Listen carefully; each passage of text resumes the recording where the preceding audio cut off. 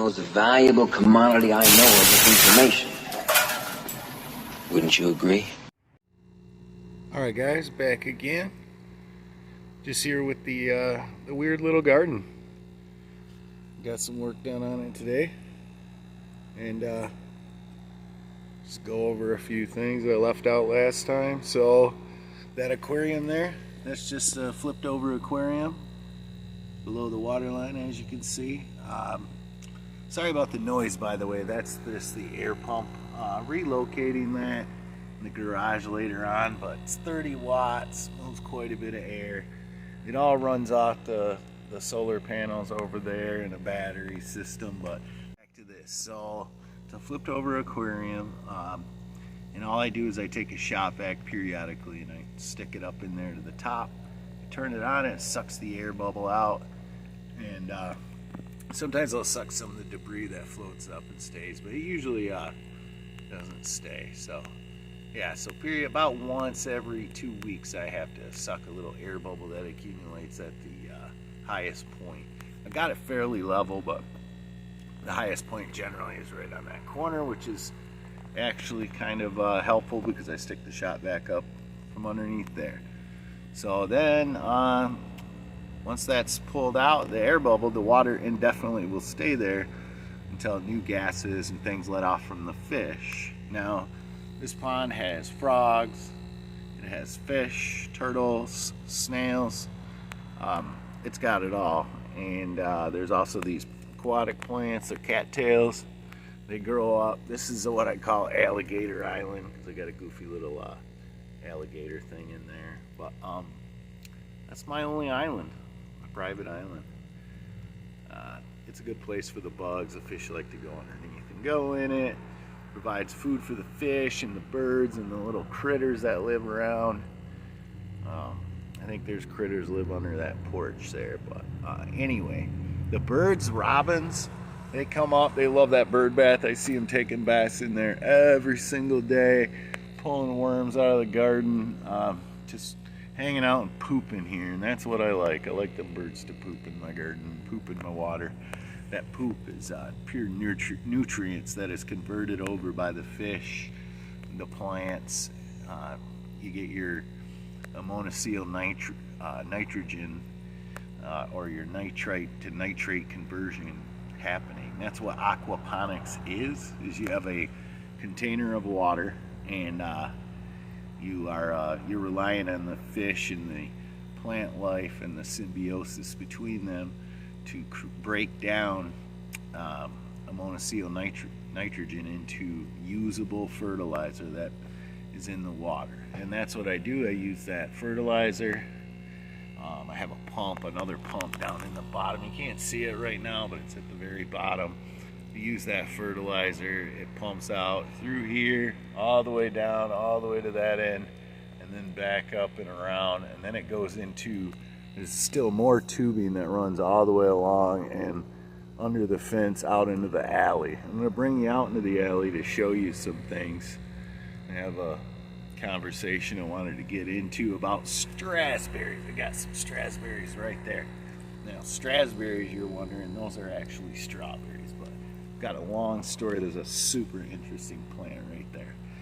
And but I'll get into that in a little while. Back to the aquaponics slash bioponics. When I first heard about it, way back in the day, I believe it was called aquaponics. Then I've heard it called bioponics. But it's just a way of making your own fertilizer using natural things. And water, essentially, a body of water. The first one that I saw was actually the grow store in the 90s. Way back, there was one grow store here in Grand Rapids, and the guy had a fish aquarium, like a giant, probably 200-gallon, 150, 200-gallon fish aquarium. And across the top, just a rectangle fish aquarium, there was tubes like this hydroponic style tubing, and there were net pots in each of the holes, kind of like how I do with these. And those net pots, there was grow rocks in there, and there was plants growing out of it. I thought it was so neat that he was doing soilless growing and using just, in this aquarium there were just fish and plants. there were nothing else. And I thought, wow, and that's capable of sustaining those beautiful plants. And I mean, they were lush green, they grew all the time in there. So that's what got me interested way back in the 90s, and here I am today, still messing with aquaponics. I've built so many grow rooms over the years. That actually was what I did as a hobby and a business for many years. I used in the days of prohibition of cannabis, I used old deep freezers, stand-up style deep freezers, to make a camouflage grow unit that was, very quiet. There was no light leakage, and it was camouflage because people didn't know what it was. Ooh, the fish are coming up. I don't know what scared them. I think the animal that comes in here has made them more timid, because they're not as apt to swim around here in the aquarium water up at the top as they used to be. But anyway, so let's get back to these grow rooms I used to build. My business, I called it Gold Factory at first, because way back in those days, an ounce of the real fine cannabis that I grew was $350, and gold actually itself was around $350 an ounce. So yeah, called it Gold Factory, because you could literally put one of my deep freezer units in and you could grow 6 plants and get somewhere between 1 and 2 ounces a plant. And that's quite a bit of money for those times. My rent was $350 a month, for example. So, I could sell 1 ounce and pay my rent. So it was actually a pretty good deal. And then eventually I did call it the refrigerator roommate to a couple of people. And I also built many units for handicapped people, because they were handicap accessible. You could roll a wheelchair. But I built some for some hospice care. I built some in some old folks homes. I built some for just some people that I knew. And I also, actually, there's several of them still going to this day. My one friend actually nearly paid his house off. That was back in the days of prohibition. Nowadays, in Michigan, cannabis is extremely legal. It's perhaps the world's most legal recreational law. You can grow up to 12 plants, no oversight restrictions. Oh, that sounded good. No oversight restrictions or licensing required. You can possess up to 2.5 ounces on your person, out and about. They change almost all the laws into civil infractions. There's literally dispensaries everywhere. There's 5 of them on Division Avenue down the road, and there's delivery services all over. There's billboards, and you can have extracts, up to 15 grams of extracts, which is pretty crazy. It's it's like a felony. I don't mess with any of that stuff. I mean, I'm just not into that. But one thing that I did notice is that the price has dropped down. Like, I know a guy who's selling it all day, or he sells just small amounts. Black market always has, and he says he doesn't even make any money on it at $40 an ounce. So that gives you any idea how low the price has gone. And these dispensaries, they're selling high quality, 25 to 30% THC smoke, looking at the order of probably anywhere from $60, $65 an ounce. So yeah. And now let's get up. We're gonna change the subject. So let's just come over, see what I've been working on. You got the peppers right here in the corner, though. That I forgot to mention last time. That's all basil. It's my basil corner, and all peppers, plants all through here, except for that is a carrot, and that is kale. But those might get transplanted into the alley. Not sure yet. Actually, yes, most likely. And then we come here and we got a little log things from my Invention and my experiments. These are just a byproduct. They're a hollowed out log. I burn the center out using my air pump forced combustion wood burning invention. I don't know what you would call it yet. It's got a lot of devices based off the technology. But yeah, one of the byproducts is these hollowed out stumps. I can do any size log. It burns at 160,000 BTUs, almost like a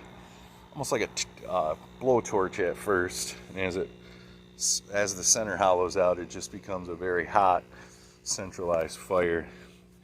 And I can turn it off anytime and it goes right out. But anyway, let's get back to this. So, and that's a pretty neat pepper plant. There's a lot of varieties of peppers. I think that there's 6 varieties amongst these. There's one little hiding one back there. And then this is my little onion area. Onions. And then this is thyme. Second time around. I just planted that one. It's a different variety. Old-fashioned wheelbarrow wheel. Got some plants there. And then come over here. These are all tomato plants. And just got 12 tomato plants in this little area. I'm going to build this probably eventually a rope trellis, and probably put in, I have some divider slats that I can put in to keep the weeds from growing, because you get trees up above here. Got trees up around my property. Mostly I got south facing light. I got one tree there, and a little bit of an overhang. So this part of my yard, it only gets about 70% sun. I just threw a couple corns there. An unknown plant. I have no idea what that is. We'll find out. We had started that from seed. We got asparagus in a row there, 2 rows, and we've got beets. Those are sugar beets, I believe. I'm not positive, unless you can do an ID. Can't remember what those are. And we got raspberries, which grow on this side in this little spot. I kind of keep them trimmed back to this corner. And I got 4 varieties of grapes that have kind of they become uniform. They're all the same now. They're all a purple grape. But when I first planted them, I had some green in there too. I kept that little spot of strazzberries. We'll get into that conversation. I have to clean up this portion yet. And then I have a misting system that goes all the way. I don't have this side hooked up, but I am going to hook them all together, and I'll show you why. Oh, there's the solar.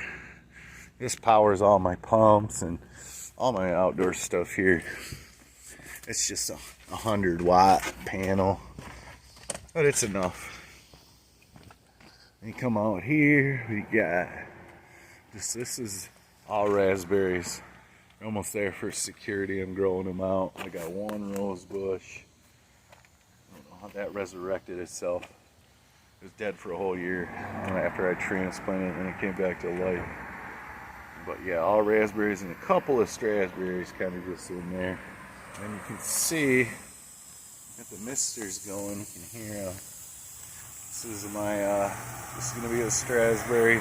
I'm going to fully fill this up with them.